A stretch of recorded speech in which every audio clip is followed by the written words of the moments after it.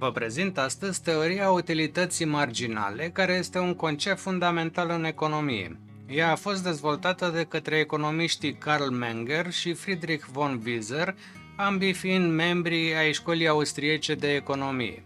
Această teorie se bazează pe ideea că valoarea unui bun sau serviciu este determinată de utilitatea sa marginală, adică de cât de multă satisfacție aduce ultima unitate consumată din acel bun sau serviciu.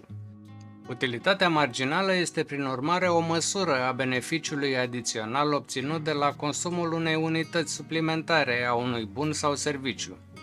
Menger și Wieser au argumentat că valoarea unui bun nu este determinată de costul de producție, așa cum susțineau economiștii clasici, ci de utilitatea sa pentru consumator.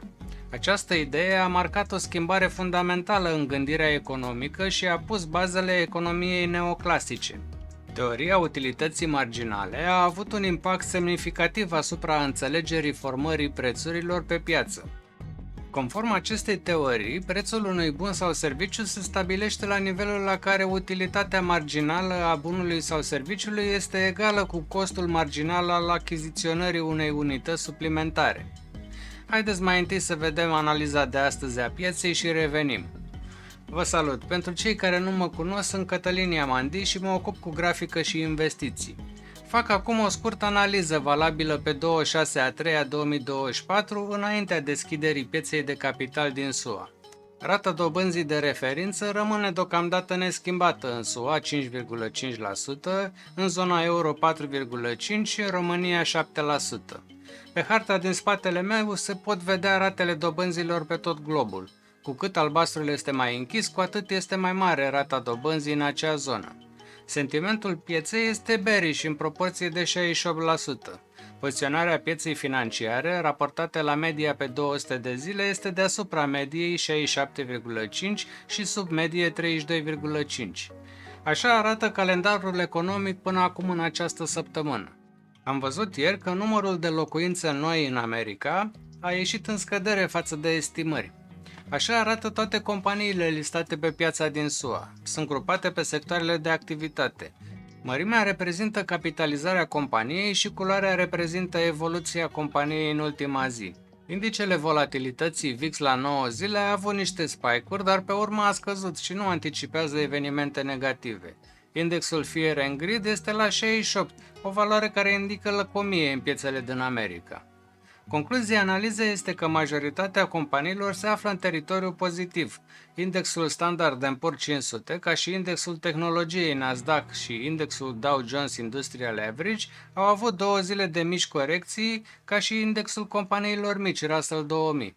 Fed scade puțin masa monetară aproape în fiecare săptămână și menține rata dobânzii de referință la același nivel destul de ridicat, adică regimul rămâne quantitative tightening.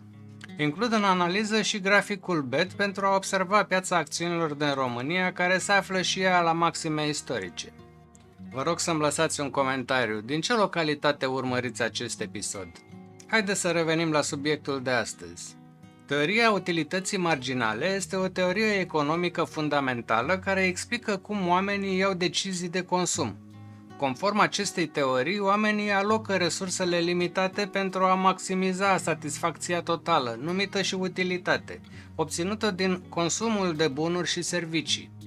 Doi economiști austrieci, Friedrich von Wieser și Karl Menger, au jucat un rol crucial în dezvoltarea teoriei utilității marginale. Ei au elaborat independent conceptele fundamentale ale teoriei la sfârșitul secolului al XIX-lea. Wieser a definit utilitatea ca fiind satisfacția obținută din consumul unei unități suplimentare dintr-un bun. A introdus conceptul de utilitate cardinală, care presupune măsurarea unității pe o scară numerică. A elaborat legea utilității marginale descrescătoare, care afirmă că satisfacția suplimentară obținută din consumul unei unități suplimentare dintr-un bun scade pe măsură ce se consumă mai mult din acel bun. Menger a definit utilitatea ca fiind valoarea subiectivă acordată unui bun de către un individ. El a introdus conceptul de utilitate ordinală, care se referă la ordinea preferințelor pentru diferite bunuri, nu la măsurarea numerică a utilității, și a elaborat teoria imputației, care explică cum valoarea unui bun este determinată de utilitatea sa marginală în cadrul unui set de bunuri complementare. Teoria utilității marginale a avut un impact semnificativ asupra economiei și a altor domenii, precum psihologia și sociologia. A contribuit la explicarea comportamentului consumatorului și a cererii pentru bunuri și servicii. De asemenea, teoria utilității marginale a stat la baza dezvoltării teoriei prețurilor, producției și distribuției, ca și la formarea politicilor economice eficiente. Unii economiști consideră că este dificil de verificat empiric datorită naturii subiective a utilității. Teoria ignoră influența factorilor sociali și culturali asupra comportamentului consumatorului și se bazează pe o viziune rațională a omului care nu reflectă întotdeauna realitatea. În concluzie, teoria utilității marginale a lui Menger și Wieser a avut un impact profund asupra economiei moderne, schimbând modul în care înțelegem valoarea, prețurile și comportamentul consumatorilor. În ciuda criticilor, teoria utilității marginale rămâne o teorie fundamentală în economie. A contribuit semnificativ la înțelegerea modului în care oamenii iau decizii de consum și a influențat o gamă largă de domenii. Voi continua să postez 2 videouri pe săptămână pe care vă invit călduros să le vedeți. Ca de obicei, mulțumesc frumos membrilor și vă rog să vă abonați dacă nu ați făcut-o deja pentru a nu pierde videoclipurile viitoare. Este important pentru mine să ajung la 1000 de abonați. Apăsați butonul de like dacă acest video a fost educațional și trimiteți acest videoclip persoanelor care ar putea fi interesate să se dezvolte personal și financiar. Activați clopoțelul pentru a fi notificați atunci când postez un episod nou. Dacă doriți, puteți să-mi lăsați adresa noastră de mail pentru a primi update-uri. Linkul este în descriere.